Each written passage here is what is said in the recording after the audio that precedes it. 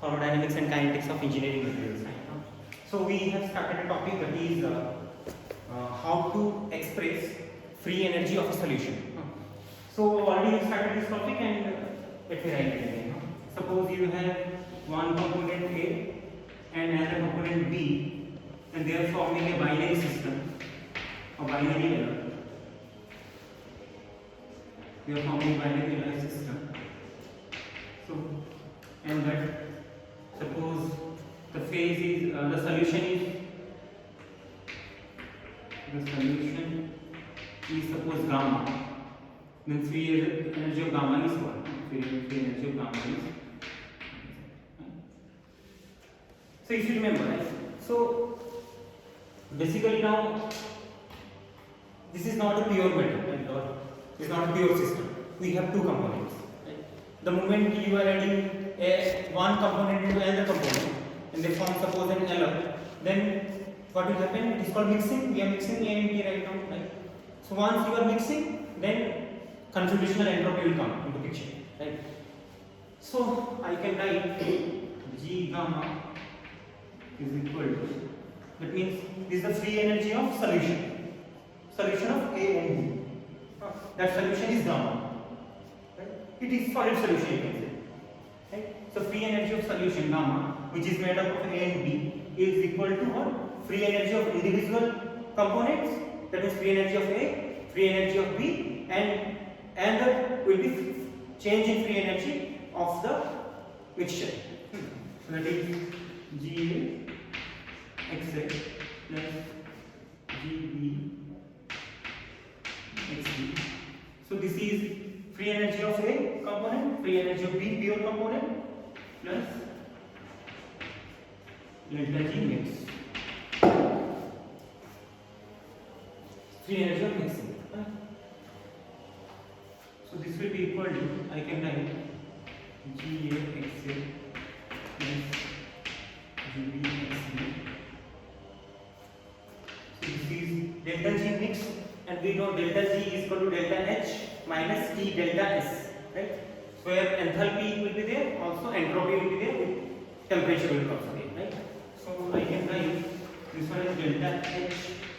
Since this is a mixing, this is not delta G only, delta G mixing. Due to mixing there is a free energy. So this is delta H mix minus T delta S also mixing.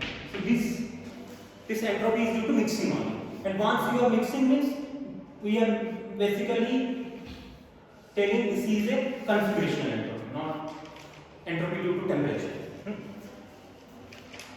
So this will be Ga Xa plus Gb Xb plus delta H mix. So minus T. Now this delta S mix is nothing but your delta S configuration. You can write no problem. You can also write delta S configuration or configurational entropy. So again I can write Ga Xa plus Gb Xb plus delta H mix. So we know that also. If you remember, delta S configuration for a binary system is equal to minus R Xa ln Xa plus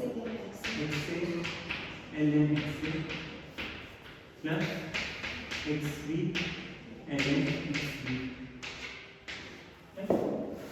This is formula. So I can substitute this delta S configuration by this. So this is minus R. So minus minus. It will become plus. Plus R will come. So R. Okay. And this will be Xa ln Xa plus Xb ln Xb. Okay. So this is about your configurational entropy concept. But what is this delta H mix? So enthalpy of mixing. So if you remember, this part is now appreciable. So finally, if you carefully look, that means free energy of the solution. This is the solution which is formed between two components. that free energy involves three things. First thing is this one, which is free energy of individual components. Second thing is this one, which is enthalpy of mixing, when you mix, what will be the enthalpy, and the last one, configurational entropy concept. These three things will decide what will be the free energy of the solution which is formed between two components. Similarly, you can write for n number of components, no problem. Right? So now this is important. This part is important because we can get this knowledge from the books. What is the free energy of A? What is the free energy of B? And these are more fractions. X, B are the fractions. You can easily get. But this one is difficult to get. You can easily get R value, T value, and all these values you can easily get. But delta H mix is difficult to obtain, right? So what is delta H mix? So now, okay, I'll stop over here. I'll move to the next topic and I will again explain this one.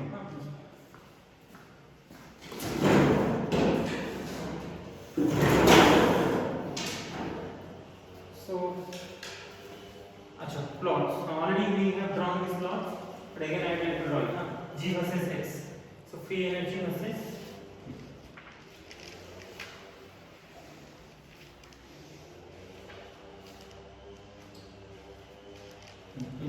free energy. X means fraction. So when I get XB, if I am writing XB, then this will be B component. This is the pure component A. Pure component A, pure component B. This is the XB. Right? And we know that free energy of the pure component will be this one. Suppose free energy of pure component B will be this much, for example. And when you mix, then free energy decreases. Like this. So free energy decreases when you are making an alloy, for example, or when we are making a solution, free energy is decreasing. Similarly, if you remember this delta S configuration versus fraction. So this is, I can make.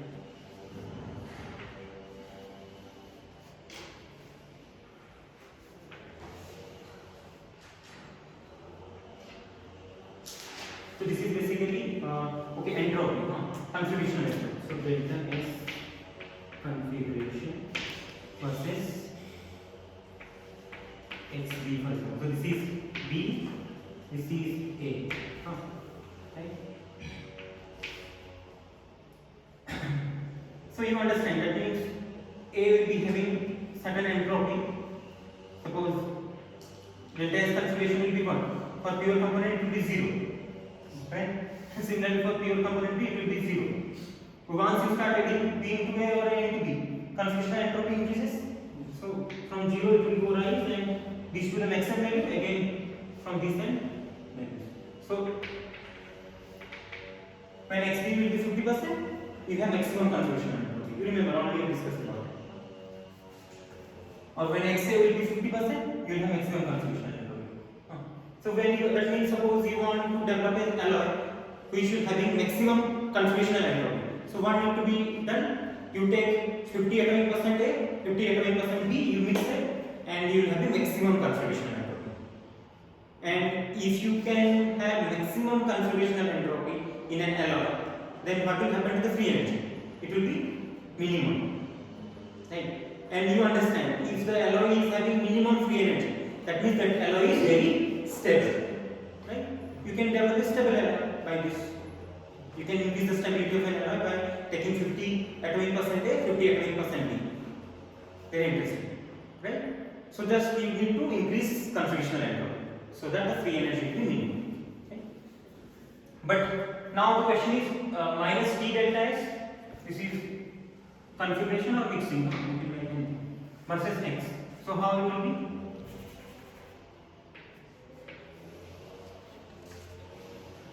This will be, okay. This is again pure A, pure B, this is fraction of B. So now I am multiplying negative value of temperature with conformational entropy. Right. So this is our initial curve, but I am multiplying negative value of temperature, any temperature, constant temperature, any constant temperature. Right. So obviously, if I am multiplying a negative value, so this curve will go down, just reverse.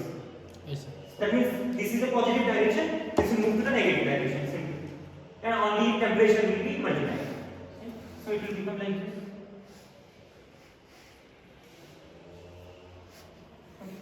Again same 50%.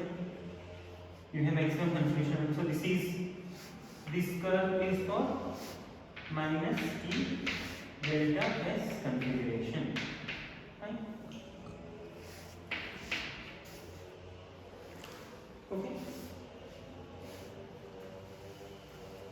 So minus T delta S configuration versus XC.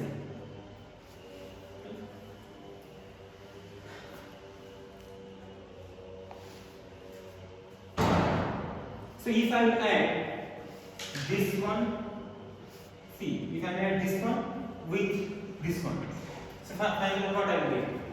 I want to get this one and this one.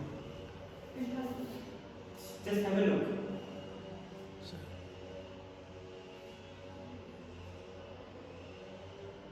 Enthalpy is not there.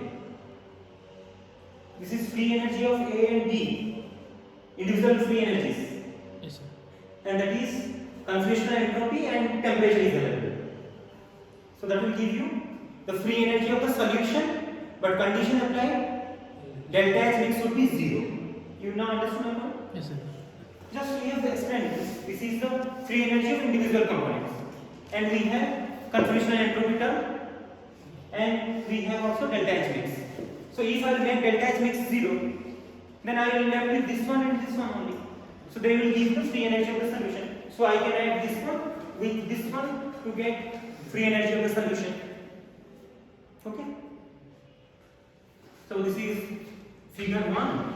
This is figure 2. This is figure 3. So I can write 1 plus figure 1 plus figure 3 will give you free energy of solution, or G gamma. Simply. Okay. So G gamma is called figure 1 plus figure 3. But you should write what? Condition. Condition is delta H mix equal to 0, obviously.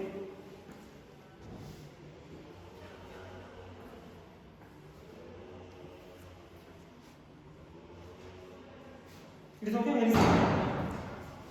So now, okay. So this is very interesting. See, evolution of phase diagrams on the basis of free energy concept. So you can understand, without free energy, thermodynamics is incomplete. Right? Everywhere free energy concept is there. Right? So that means now you want to use free energy concept to draw different phase diagrams. Right? We can have isomorphous phase diagrams, if you remember, already I have discussed about it. We can have eutectic phase diagrams, we can have peritectic phase diagrams, and we can have lot of different phase diagrams. How phase diagram will be evolved on the basis of free energy concept. That is our topic now. So now we will talk about basically this one, delta H mix. So I can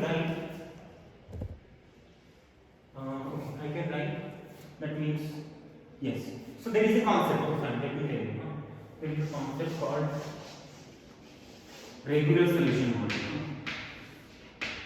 Regular solution model. We can have lot of models, but there is a model for this. That means we are talking about solution now, because we are mixing two components or three components, and we are making a solution.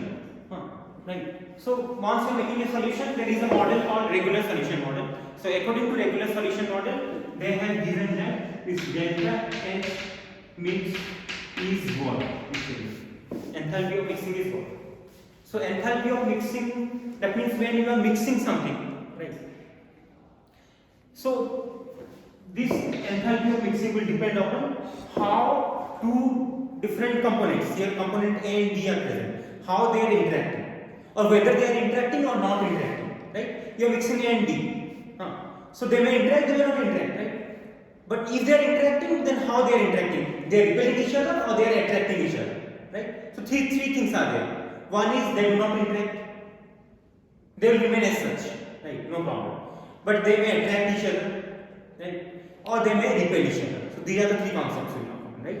So that concept will be given by delta H negative is equal to omega XA XB. This is the concept.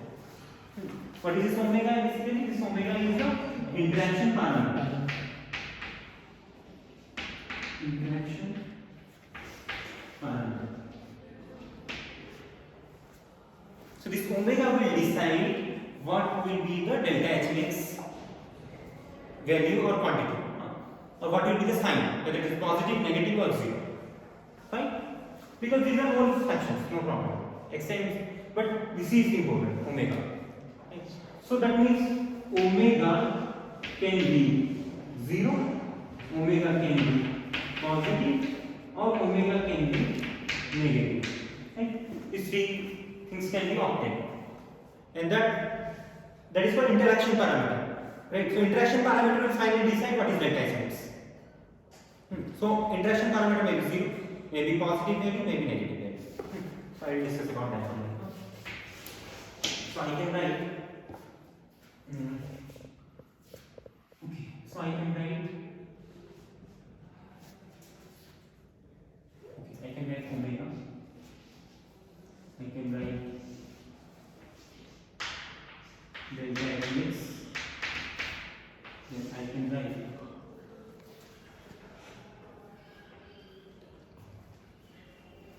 in this way I can write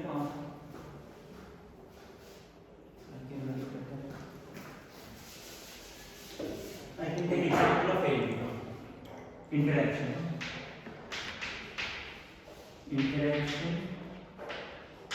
between A and B in what? Solution. Then you can write solution, you can write system if you want. System will be written. System is binary system and two components. Interaction between A and B in the system. Then omega. Then delta H mix. Okay. Sorry. You can write what? A consequence, better. Consequence. Consequence of interaction. Consequence of interaction. I try to make it simple, that's why. Then what is omega and what is examples will be done. Examples. Then omega, then delta H.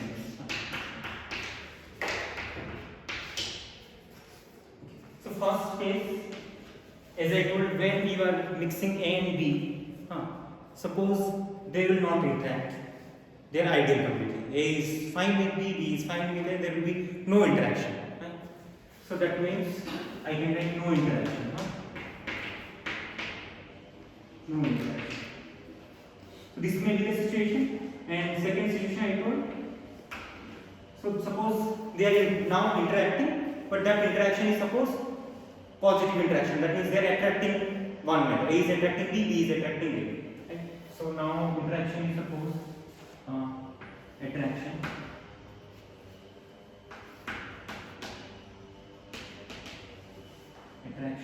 And the third one is suppose repulsion.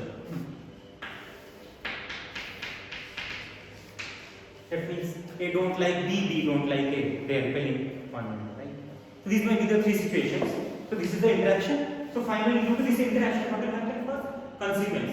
So there is no interaction. Maximum chance is that they will form a simple solid solution, or you can write You can write maximum solubility. Maximum solubility. Kind of 100% solubility maybe. That means A is completely soluble in B, B is completely soluble in A. Right? There is no interaction on it. Right? So A will take the place of B, B will take the place of A. They are soluble completely. So like maximum solubility or complete solid solubility you can also write. So this may be having so attraction. So once there will be attraction between A and B, so what will happen? They will form a bond. Bonding will be there. Right? So bond formation will be there. Bond formation. That means there is a strong bond formation between A and B will be there. And repulsion means they will repel. A will remain as separate, B will remain as separate completely. So this is separation. Kind of. Or you can also write this may be the situation limited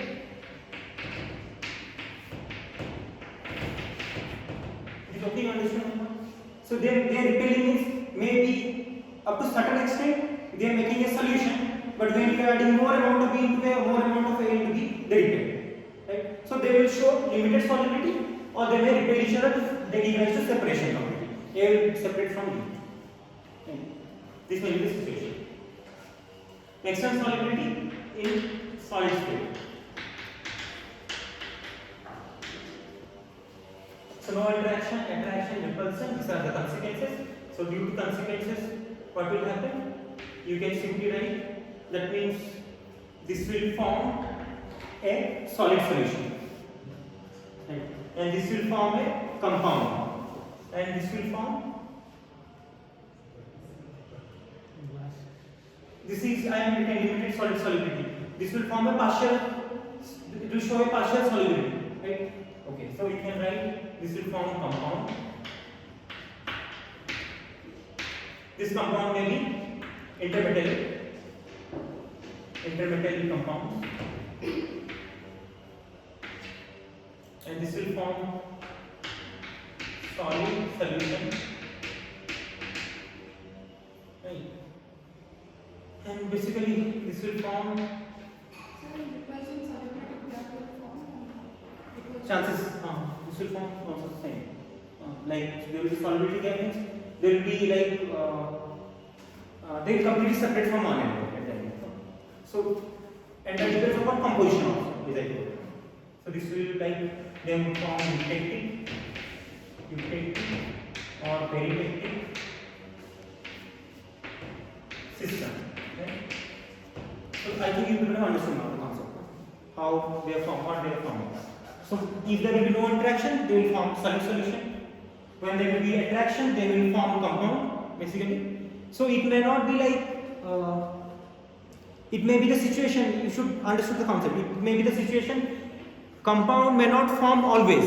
Suppose you are adding 10% A into B, or you are adding 1% A into B. That doesn't mean they will form compound always. At a particular ratio, compound always form. You remember? Compound always form between in a definite, the two things should be in a definite proportion. Otherwise, compound never forms. You understand my point? So, in a phase diagram, you will not get compound always. You will get compound at a particular ratio of A and B, or particular proportion of A and B will be there. Then they will form compound. It's okay. You should not be confused. That means you are mixing A and B, and in every composition it is forming compound. That is not true. They will form compound at a particular proportion. Then on. Okay. Anyways, so examples I can write. If you, that means this may form solid solution. So basically I am talking about isomorphous system. So if you remember the isomorphous systems, best example is copper nickel. Copper nickel, nickel is completely soluble in copper, copper is completely soluble in nickel in solid state. Similarly, many examples I have made in the earlier lectures. Silver, gold, very good. Anything else? Copper and gold. That's why I told we are adding copper or silver into the gold to increase its strength. No?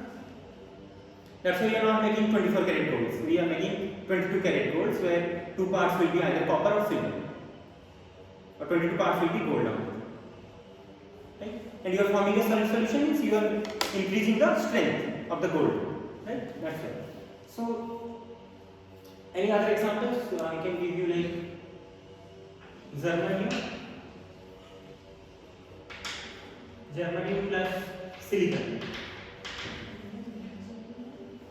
germanium plus silicon, right? These are some examples. So next is okay, bond formation. So this is, see, if interaction is attraction and they are forming a bond, so they will form intermetallic compounds. Intermetallic compound, today's example is iron carbon system. When you are adding carbon into iron, initially carbon is getting soluble, right? But when you are taking a proportion of 3 atoms of iron and 1 atom of carbon, then it will form a compound Fe3C, right? You understand my point? Yes. So this is Fe3C cemented. You can see in this proportion only they are making a compound. It doesn't mean you are taking 1 iron and 1 carbon, they will form a compound. They will become soluble, right? So this is Fe3C1 compound in iron carbon system. Then I have a system like in nickel aluminum system. I have given you the images. You can check it the WhatsApp. Like NiA, and the one is Ni3A. So these are intermetallic compounds. That means you are taking nickel and aluminium. In this proportion, you will get a compound. You can get a compound. You take 3 atoms of nickel, 1 atom of aluminium. They will form intermetallic compounds. There will be attraction. And copper aluminum copper system. In aluminum copper system, that is A to C. This is again intermetallic, right? So my point is, these intermetallic compounds will form only when there will be an attraction, and this attraction will exist when 2 different elements are in a definite proportion. Then only. You can see that means when you take 2 atoms of aluminium, 1 atom of copper, they will make a bond. There will be attraction.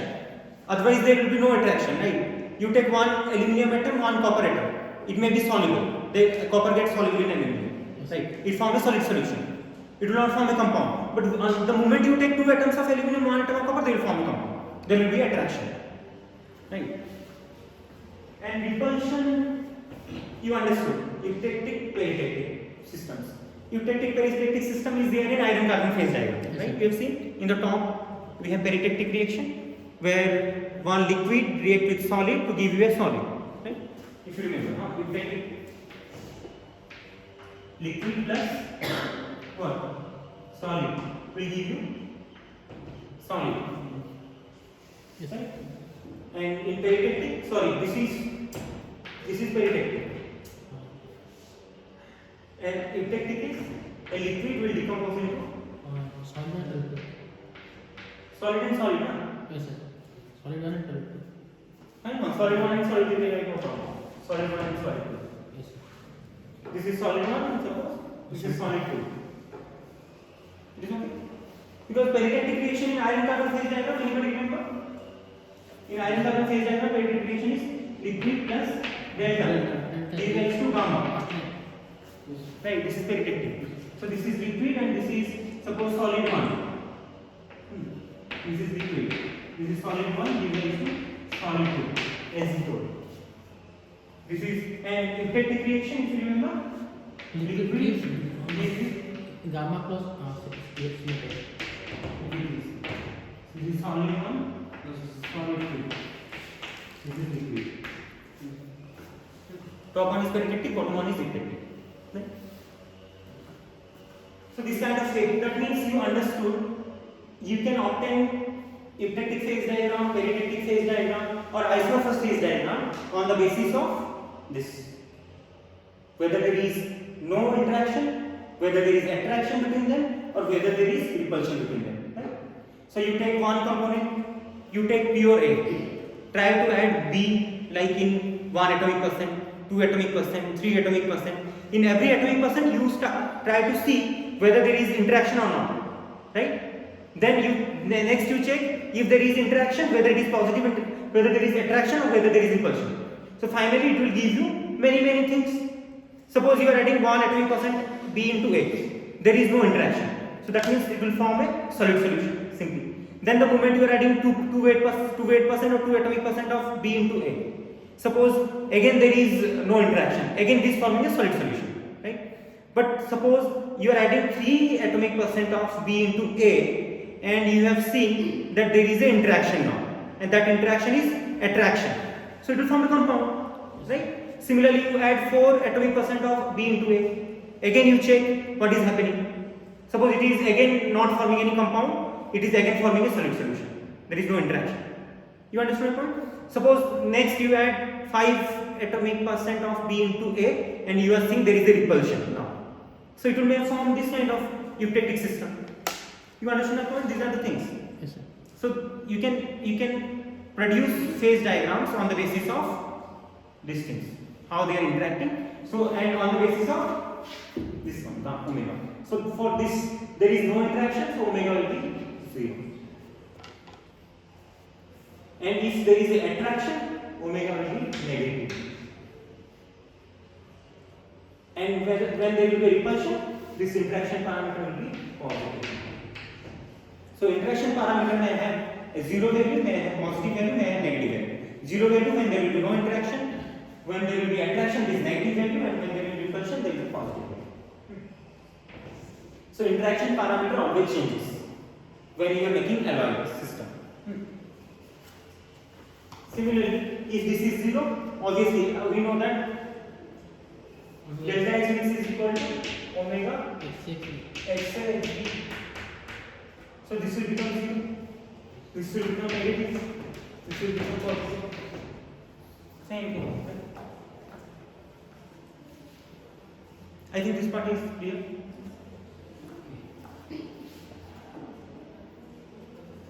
Next is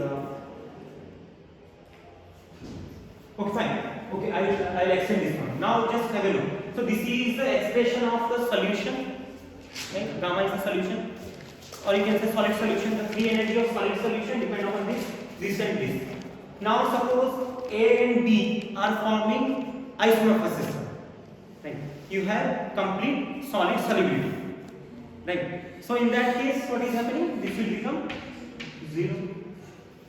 So this part will get eliminated. You will have this one and this one.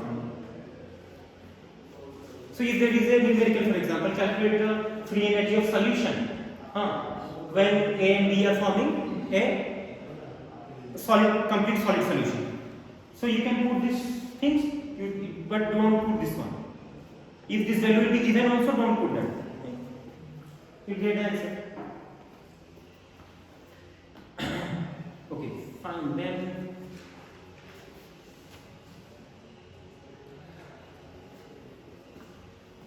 okay, fine. Now next we'll move to this one.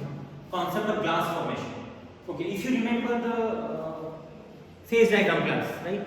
When we are converting liquid into solid, liquid to solid transformation. So when we do very fast cooling, right? If the cooling rate is very fast, then we are getting what exactly? We are getting a super cooled liquid or undercooled liquid. You remember that? Yes, sir. Anyone remember that diagram?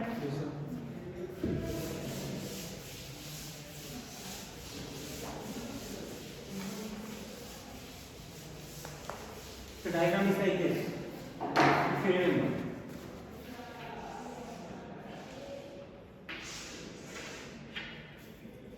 This is temperature and this is log time. Right? Temperature is log time. And this temperature is Tn, very good. So this will be liquid, but we can write stable liquid otherwise. Above this temperature. Below this temperature, liquid is unstable. Right? So the diagram is like this.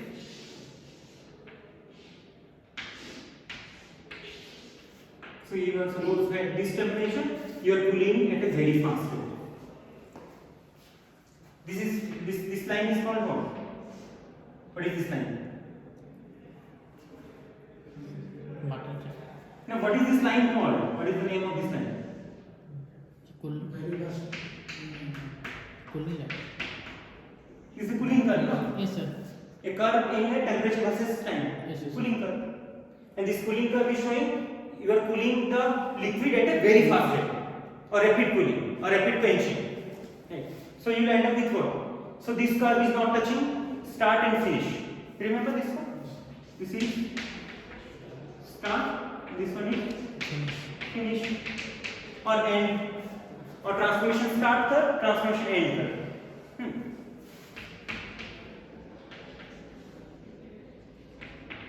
Transformation start curve, transformation finish curve, right? So this cooling curve is not touching nose or any of this. So there will be no transformation. Liquid will not transform into solid, right? So this is actually, if you remember, this is liquid, this is solid, and this is liquid plus solid, right? This liquid means this is suppose molten metal, a molten alloy, anything, right? But you are cooling at a very fast rate. So what will happen finally? You can eliminate this one, no problem. No need to show this. In solid state phase transmission, basically show this because this will be Martensite start and Martensite finish. That's why. But in this curve, we do not have to show this one. You understand now? Don't show this curve like this because this will be for solid state phase transformation. But this is liquid to solid. So this cooling curve is so fast, it is not touching this one. That means there will be no transformation. Liquid not transform into solid. But at the end, if you check, this will be glass. So this is a suppose metallic liquid. No? This is molten metal or alloy, anything. So this will be glass or metallic glass. Metallic glass. Very good. Metallic glass. This is nothing but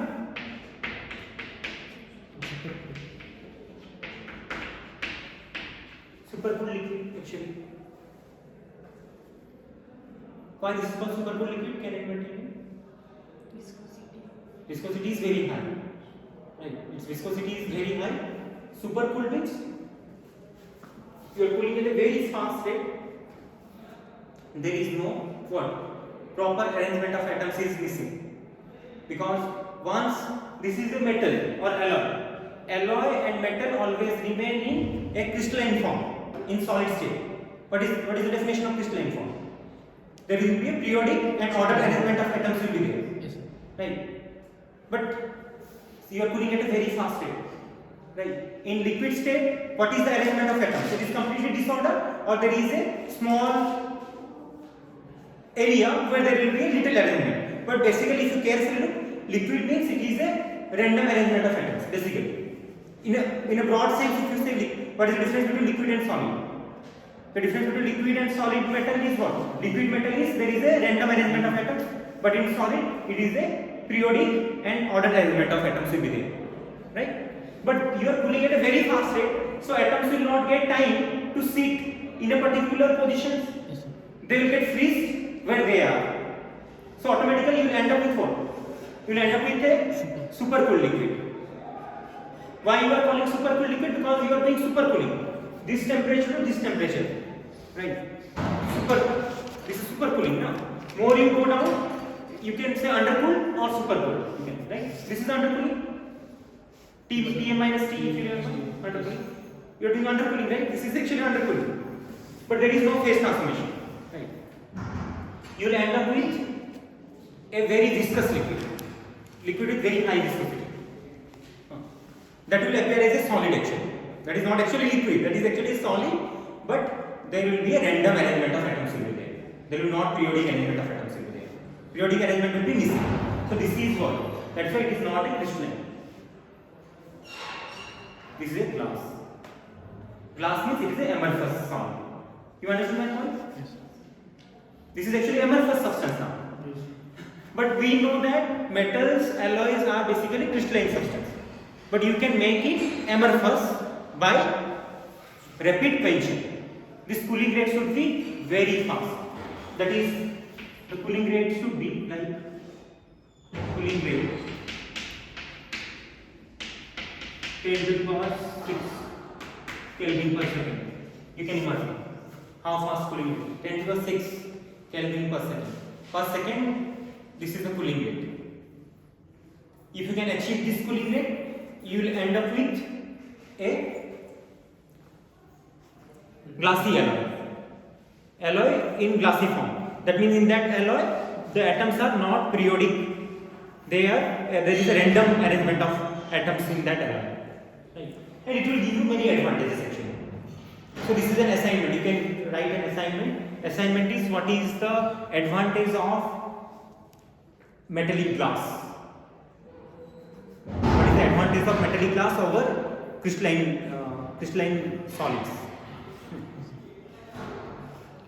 In other way, I can say, for example, you have crystalline aluminium, you have glassy aluminium. So you can compare the advantage, right?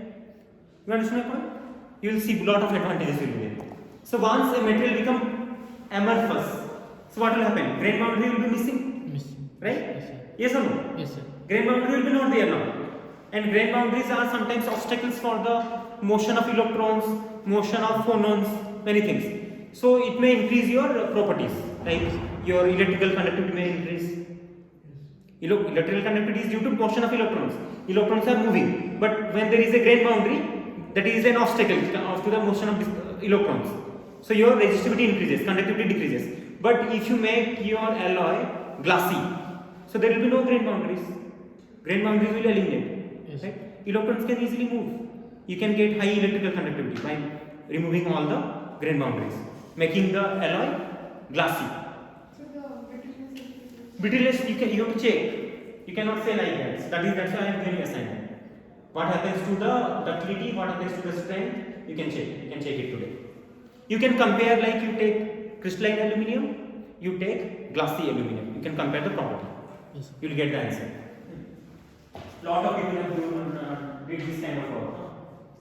Glassy, bulk metallic glass. That is called bulk metallic glass. Anyways, we will discuss about this one.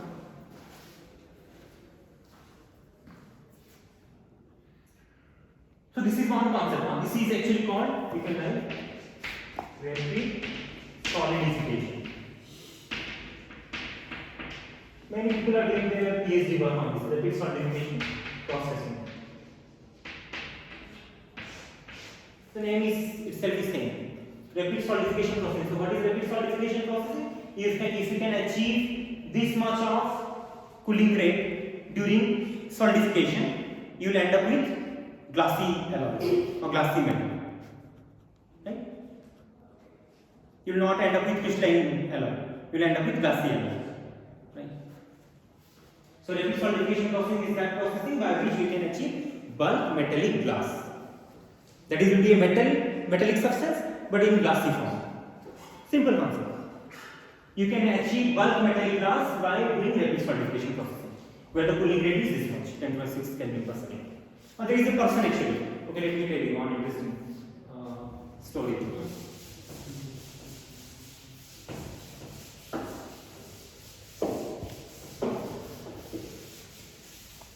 There is a person who did a work that is called gun quench technique.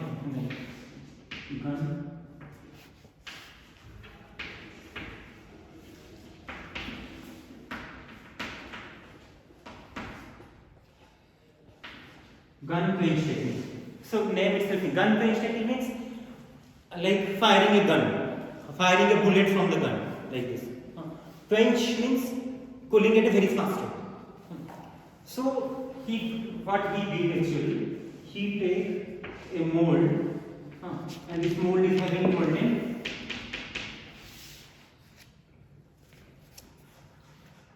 gold. Okay, he take I don't remember exactly. It's zinc or copper or okay, fine. We take gold and silicon. That means you mix silicon with the gold and take to the molten state, and in a container, for example. And this container is having suppose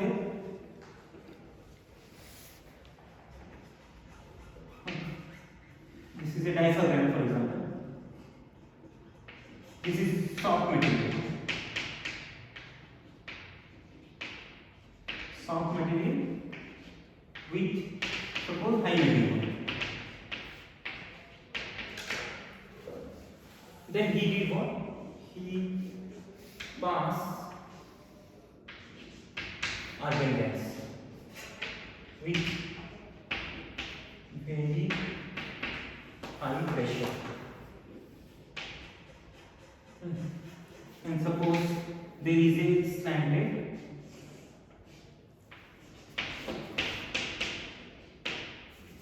this is suppose copper plate.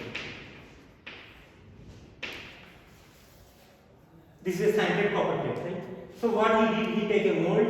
In that mold there is a hole, for example. That hole is covered by what? A soft material with high melting point. That means this container is having molten gold with silicon. Alloy of silicon with gold, right? So when you pass argon gas at a high pressure, what happens? This will break. The soft material will break. What will happen? The moment it will break, the gold silicon alloy, molten alloy will come out, but it will come out with a speed of bullets, for example, very high speed. So what will happen? It will fall on this. What is this? Copper plate. Can you guess why he is taking copper plate? He may take some steel, he may take some any other alloy or any other metal having high melting point, for example. Copper has very high thermal conductivity, right? It will extract the heat at a very fast rate, right? So what will happen? The moment it will come as a form of bullet droplet of bullets, it will fall on this copper plate. Heat will get extracted by this copper, right? What will happen? It will freeze, and that solidification rate goes to 10 to the 6 Kelvin per second. You understand my point? You will end up with glass, a glassy glass of gold silicon. And this is the first metallic glass the person has discovered, no? Gold silicon alloy, glassy gold silicon alloy.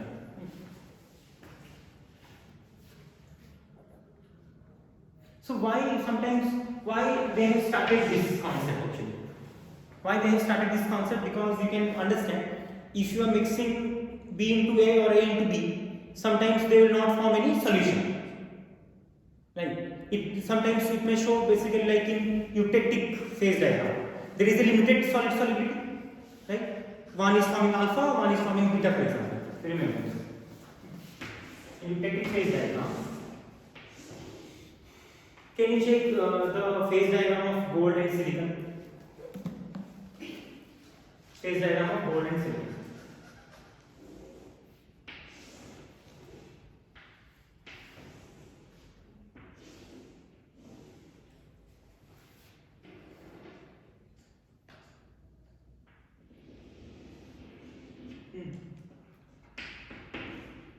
So this will be alpha and this will be beta. This is liquid plus alpha, liquid plus beta. So this is alpha and beta. That means you are mixing this way. B into A and you are getting this much of solubility on it. Right? You are mixing A into B, you are getting this much of maximum solubility. The moment you are adding more amount of A and more amount of B, they will get separate phase, alpha and beta. Finally. It's like Eisenhower system. Completely. Not completely. Silicon in gold. Silicon gold system or gold silicon. Yes. Complete isomorphous. No. You can check it. Silver gold. Not silver gold. AuSi. AuSi. Gold is Au. So can anybody guess why rapid solidification is important now for this diagram? Suppose you have this kind of diagram now, and you are doing suppose rapid solidification. What can be done? You can avoid phase separation.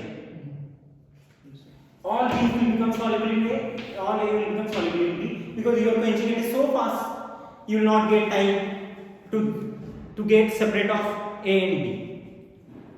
Right? So B will completely soluble in A will completely soluble in B, because you are not giving time. You are freezing the alloy. But if you pull it very slowly, then they will become A, alpha and beta. Alpha means this is having more amount of A, less amount of B. Beta means more amount of B, less amount of A. Right? But this will not happen if you do rapid quenching. If you attend this much of cooling rate, you will end up with a single phase. Right? So you can avoid eutectic reactions or eutectic phase diagram by doing rapid solidification. You understand my point up to this?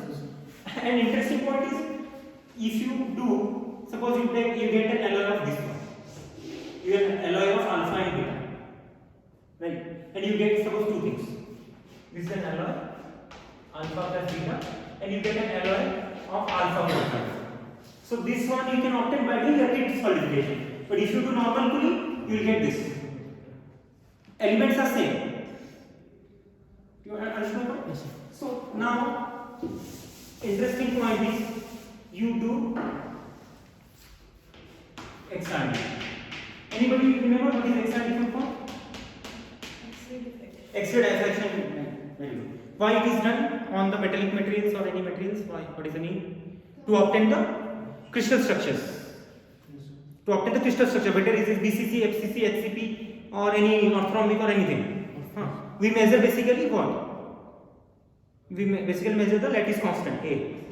You remember this formula? Yes, sir. Right? Bragg- Lambda is equal to d sin theta. Bragg's law. Bragg's law, simple, very good. Second law of Bragg's. Lambda is equal to d sin theta. What is this?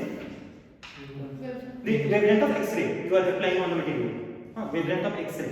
Yes, This d is the intermediate. interplanar spacing. Interplanar spacing. In metallic materials or alloys, we have planes, atomic planes. The distance between the adjacent planes are d. Suppose this is one atomic plane and this is an atomic plane. This distance is d. Right? Yes, sir. And sin theta you understand is the branch angle. Bragg's law. Right? From this we can obtain A. Yes, sir. Right? Or I can write d is equal to A by Root of h square plus k square plus h square. but this is for cubic system only. Yes, sir. If there is any other systems, the formula will change. Yes, Right? sir. Because in cubic system, all edge length are same. Now A is equal to B is equal to C. Right? All edge length are same because it is a cube. But if it is orthorhombic, it will be different. If it will be tetragonal, it will be different. Right? So this is the formula. So we can obtain this. We know this. We know this. What is this? HK is the value of planes. Yes, sir. Huh? Yes, sir. H have one value, K have one value, L have one value. So this is 1, 1, 1. So 1 is for this, 1 is for this, 1 is for this. Okay? So you can obtain the lattice constants, and different metals, different alloy have different lattice constants. Right? You can obtain crystal structures like that. Or you can say what are the different phase present. Suppose an alloy have alpha and beta two phase. You can obtain because alpha will be having one crystal structure, beta will be having another crystal structures. Because these are both different solids. Right? Two different solids means they have two different crystal structures obviously. Right? So you understood my point? Now you are applying X-ray on this alpha and beta alloy. So you will get peaks for this one. You get two peaks. Peak for alpha, Peak for beta. peak for beta separately. You do rapid solidification, you get this one now. So you get what? Only one peak. Which is very interesting. You will only one peak because only single solid solution is there. Okay? You will get only one peak. So this will confirm you that A is completely soluble in B is completely soluble in A due to rapid solidification. But if you are doing normal solidification, you may get this situation. Suppose if you remember like copper zinc system. Right? You remember copper zinc system? This is FCC, this is FCC. If you remember alpha brass, if you remember alpha brass, in alpha brass, you add copper into zinc, zinc into copper. What is happening? Zinc dissolve the copper, or copper dissolve the zinc much. Which one is true? Alpha brass is FCC. This is the hint. Just tell me now. Alpha brass is FCC. That means zinc is getting dissolved into copper much and much. Like 37% of copper can be accommodated by the, 30% of zinc can be accommodated by the copper. But if you add copper into zinc, the solubility is very minimum, less than 1%. Yes. 0.2, 0.3, 0.4, I don't remember exactly. Right? And I told you, if you remember the concept, E by A ratio. Because in metallic materials we have metallic bondings. And metallic bonding requires positive charge channels and free electrons. Right? E by A means number of free electrons divided by number of atoms involved. If number of free electrons will be more, then bonding will be good. Obviously. So metallic bondings are directional or non-directional bonding? Non-directional, because in every direction there is a bonding. Because you have lot of free electrons and you have positive charge channels. Example of directional bonding? Covalent bonding is a directional bonding. Yes, a covalent bonding. You have to remember, right? Ionic bonding is a directional or non-directional? Non-directional. Non-directional. Very good. Okay, anyways.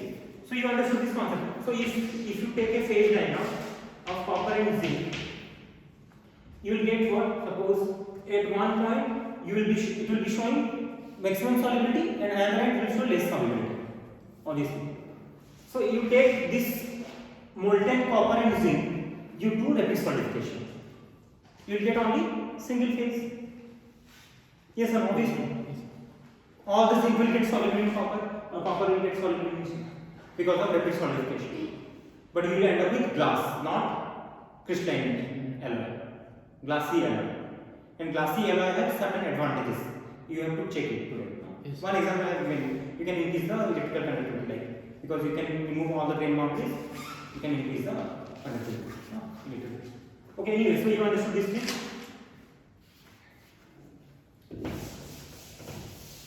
Suppose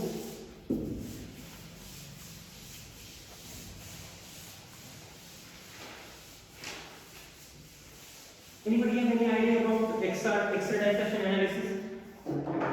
What we get is we get intensity versus 2 theta plot. You remember that from BTEC? Okay. You get intensity versus theta, you get peaks. Yes.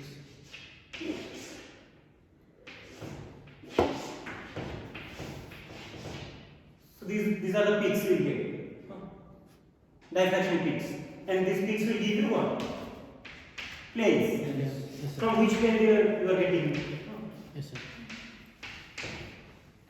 Plane. Suppose this is 1, 1, 1. This peak is suppose 200 for example. Yes, sir. This is suppose 300. 2, 2, 2.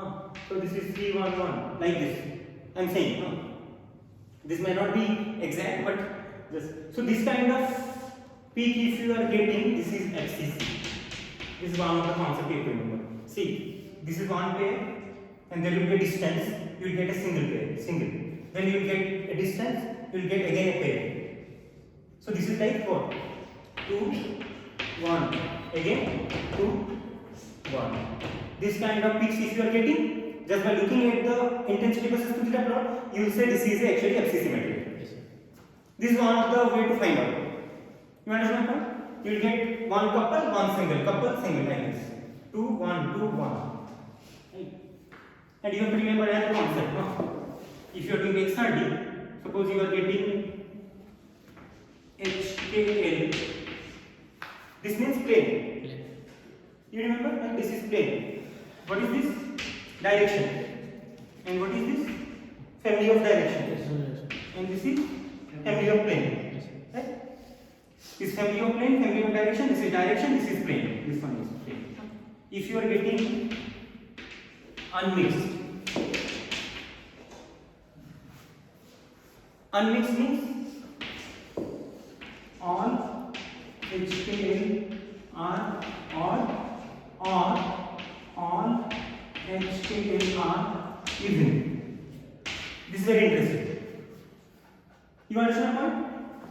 Suppose H is, suppose for example, HKL is equal to 1, 1, 1, and suppose HKL is equal to 1, 0, 0. Suppose HKL is equal to 2, 2, 2. Suppose HKL is 2, 0, 0, and HKL is equal to 1, 1, and and this is suppose 1 0 1. Just tell me which one is for FCC and which one is not for FCC. All HKLs are on or all HKLs are even. This is very simple. This is fine. All are odd. This one not fine. This is 1 but this is 0. Mix. This is fine. This is also. This is not. This is the concept. Fine. So HKL will be unmixed. Either all are even or either all are odd. If you will getting mixed, this is not an FCC material. And for BCC, anybody remember? For BCC, if you have BCC material and you are doing XRD, you will get H. It should be even. Like 1 1 1 is for FCC or BCC? Is for FCC. Yes, sir. All are odd. Yes, sir. And if you add 1 plus 1 plus 1, 3, not even. So it will never be CC. 1 0 0. 1 0 0, it is BCC. Yes, sir. 1 plus 0 plus 0, it is 1. It is even or odd? It is 1 plus 0 plus 0. Odd. It is not even, it is not even BCC. 2 1 1. BCC now. 2 plus 1 plus 1. BCC even. Plain. Plain. Okay, what I am going to say is, you understood rapid solidification processing and what benefit you will get, you also understood. And now,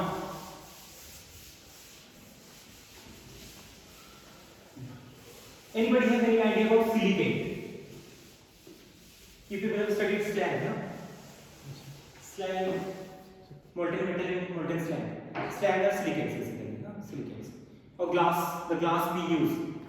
The glass we use basically. Those are also silicates.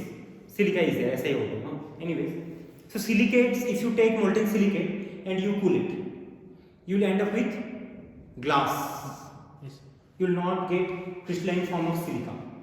You will end up with glass. You should remember this one. If you take molten silicate, you pull it normally, you will get glass form of silica. You will not get crystalline form of silica. Normal cooling I am talking about. Normal cooling. Not I am talking about rapid solidification. I am talking about normal cooling. So you might think that it should form also what? Crystalline form of silica, but you will not get crystalline form of silica. You will get glassy form of silica upon normal cooling. So what may be the reason? The reason is what? Liquid is a disordered fashion, right? Glass is also disordered. So which one will be easy? If initial stage is disordered, final stage will be disordered is easy, or initial stage is disordered, final stage is ordered. Which one will be easy? Disorder will be easy, or initial stage is disordered, final stage is disordered, it is easy, Yes. basically. So maximum materials they always try to in disordered form, because the initial form is disordered, that's all.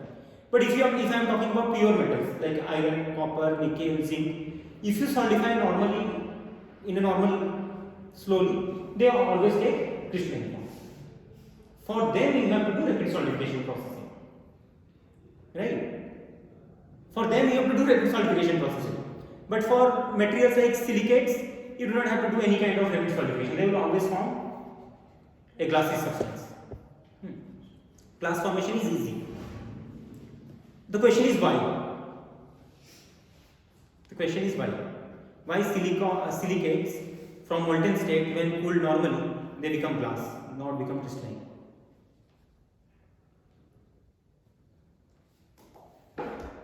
Because if you check the crystal structure of silica, it is a very complex crystal structure. And it is a three-dimensional network also. It is a three-dimensional network structure with a complicated structure.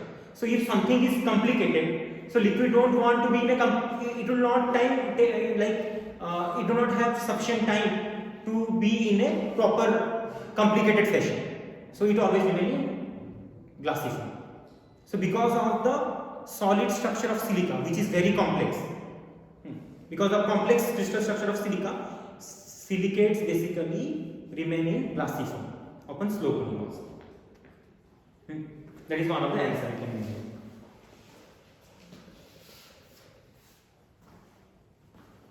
You can write one line, very interesting line. Every materials wants to be in glassy form.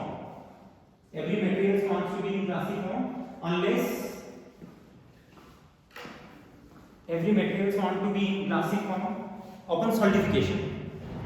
Upon solidification, unless crystallization intervene. Unless crystallization intervene. Every material upon solidification wants to be glassy form unless crystallization intervenes. The crystallization? Intervene.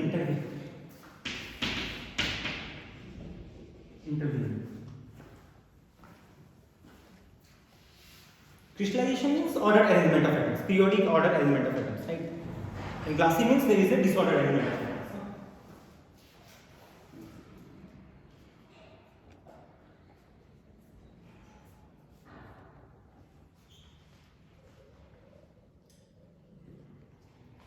Okay, I'll end this one.